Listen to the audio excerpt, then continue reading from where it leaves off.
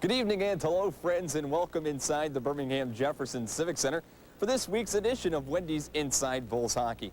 I'm Michael Bentz. And fans, I want to tease something on the show for next week. I have been told that we're going to have a special new segment on next week's show, and fans, I promise you, you're not going to want to miss it, so make sure to tune in next week as well. We'll introduce this new segment. But this week, we have lots of good things to talk about as well. We're going to sit down with the Bulls head coach, Coach Desrosiers, and it's the All-Star break for the guys, so the guys are off. So we're going to sit down with Rosie, and we're going to talk about how the team has done up to this point as we now sit with a couple of days off before getting back into action. And things have been looking so far so good for the Bulls, who are in second place in the Southwest Division, just 2 points behind the Louisiana Ice Gators. And a good thing is we'll get to face off with those Ice Gators on home ice here tomorrow night. We're also going to sit down with the marketing and promotions coordinator of the Birmingham Bulls and Steel Dogs Arena Football 2 team. And we're going to switch gears a little bit since we are during the Hockey All-Star break, and we're going to talk about the Steel Dogs dance team.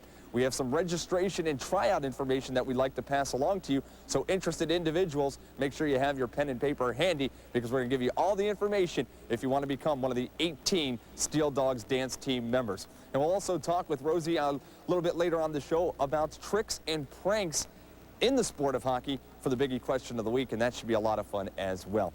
So we're going to step aside, and when we come back, we'll sit down with the head coach and we'll discuss the feature game of the week when the Birmingham Bulls defeated the Greensboro Generals by a score of 5-1. We'll do that when we return. You're watching Wendy's Inside Bulls Hockey. And welcome back to Wendy's Inside Bulls Hockey, now joined by the Bulls head coach, Coach Desrosiers. And Rosie, it's the All-Star break. It's a time now for yourself and the players to get a couple of days, relax, kind of get their focus back and get ready for the second part of the season when we head into the All-Star break in second place in the division, 2 points behind Louisiana. Overall, how pleased are you?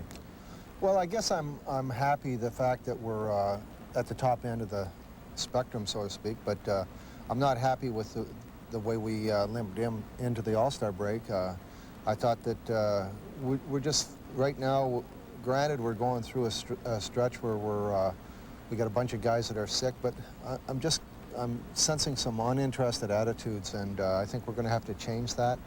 I think that possibly some young inspiration is what we need on this team right now, some guys with some energy, guys that go out hard. I don't mind guys making mistakes if they're honest, hard-working mistakes. Hockey has been described as a game of mistakes. The team that makes the fewest usually wins.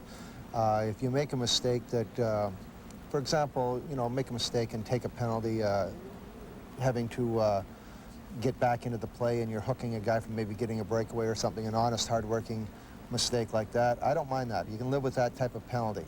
The stuff behind the play that means nothing, when you're taking it out on somebody because you're not happy with the way you're playing or the effort that you're giving, or mouthing off at the referee and taking extra 10s, I don't like that. And those are usually indications of non-hard-working penalties, non-hard-working team. And we have to change that attitude around. We're basically the same team that we were winning with earlier. We're having trouble against some of the top teams, as in Mobile, and we may have to, or let me rephrase that. We will make changes, and you never know if the changes are going to work out to be positive, but if you don't like what you're seeing right now, you do have to try and make changes in order to change that, and hopefully it'll work out for the best for us. Talk about some changes that took place last week, Coach, a flurry of moves. Some changes, though, that were out of your control, because Mike Bondarchuk walks into your office earlier this past week and says he's leaving the team to go to Vienna, Austria to play, although you had a clue that that could happen at any time.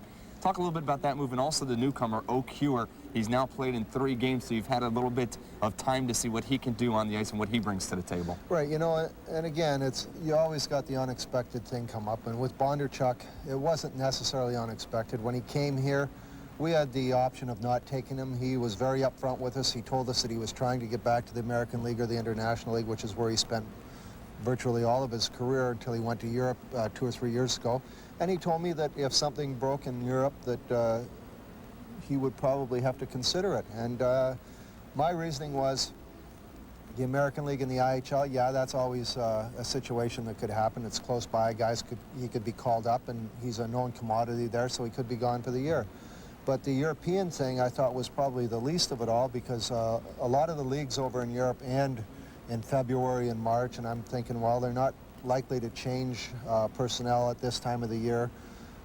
So it's a 50-50 shot chance that maybe he'll be here. So a good hockey player like that, you like to take the chance. And if I believe that if this thing hadn't happened in Europe where one of the imports got hurt in Vienna, and they offered him a ton of money. I mean, they offered him as much money to finish the year there as he'd make all year here, so he had to certainly take that into consideration. Had that not happened, I think we'd have had Bondo for the rest of the year. Unfortunately for us, it happened. He was very apologetic. He enjoyed his time here, liked the city, liked the team. But, you know, the guys, this is their business, and when you have an opportunity to make a considerable amount of money in a short period of time, I think they have to take that into consideration. I know there's a loyalty factor, but by the same token, the careers are short, and Bondo's 29 years old. It's not like he's got a whole lot of time left, and plus he's building something for next year. So it didn't really backfire on us, but we had him for 5 or 6 weeks there, and you know, he helped us win some hockey games, and you know, I guess we just have to be glad we had him for a period of time and brought some speed to our team. Now we go looking for another player. And O'Cure, we mentioned the big 6'4", 215-pounder. He makes his presence felt. His first game would take place against the Greensboro Generals. It's going to be our featured game of the week. And, Coach, taking a look back at this game, although Greensboro had a 1-0 lead after one, we're going to show you the clip here. They pick up a shorthanded goal to take the 1-0 lead. You played pretty even with them. Well, I thought we had great scoring opportunities. I thought their goaltender was outstanding. And it looked for a while like he was going to have a career game there for a while in the first period. But we went in a 1-0 after the first, and we were very confident that we could score on this guy. And ultimately, we came back, and at the end of the second, it was 3-1 for us, and we went on to win it quite easily. And we're going to take a look at that second period where the Bulls did start to explode. First, it's going to be Craig Lutz picking up a goal to tie the game at 1. You respond, you get your own shorthanded goal. Yeah, it was quite a different night when it come to that. There was power play and 3 shorties for us and a shorty for them, and it was a lot of different types of goals scored in that particular game. Now we're going to see the big 6'4", 215-pounder O'Cure.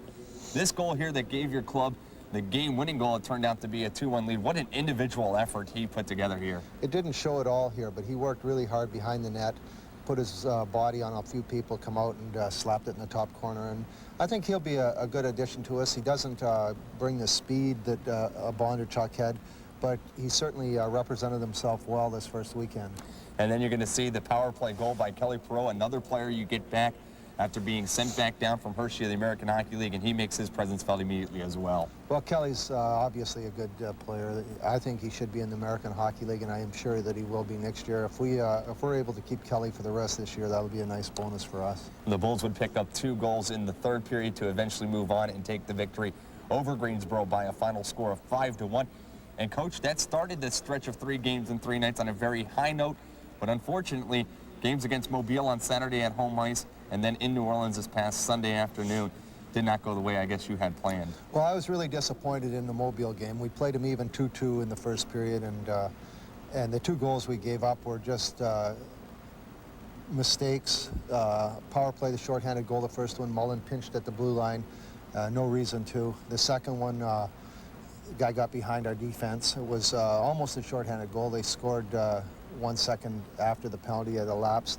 So they were really 2 bad mistakes. And then we came out, and goal number 3, 4, and 5 for Mobile were just blatant mistakes by our defense. They're pinching on the wall when they shouldn't be. We're giving up 2-on-1 situations. And granted, our goaltending did not come up very big, but you can't give up 2-on-1s and 3-on-1s and 3-on-2s all night and expect your goaltender to take care of business. It just won't happen. It's a situation where when you're outnumbered like that, a good pass and a good shot will score a goal almost every time. The only way you're not going to score is if you make a mistake. When I'm talking about the people with the puck, whether it be us or them. And we were just awful defensively. I don't think our defensemen are really in tune to what's going on. I think they're on their own page right now, and I'm not liking it. And there's probably going to be changes back there. I'm just not happy with our defense. I want more energy. As I said, I'll take honest mistakes, but I won't take lazy mistakes, whether they be physical or mental. So maybe the All-Star break coming at a good time for your club. Well, I think mentally they better just put their brain somewhere and let it rest for a while. I hope they're not working it too hard. We have 3 days off here where we can't structure practices, so I think it sometimes hurts your team from the physical standpoint. I like the guys to be handling the puck. You kind of lose the touch the feel with the puck around the net if you don't skate almost every day. But hopefully on the mental side of it, it'll really help us out. So the Bulls beat the Greensboro Generals. They take defeats to the Mobile Mystics and New Orleans Brass. And at the All-Star break are in second place, just 2 points behind Louisiana. Fans, we need to step aside. We'll be back with more on Wendy's Inside Bulls Hockey.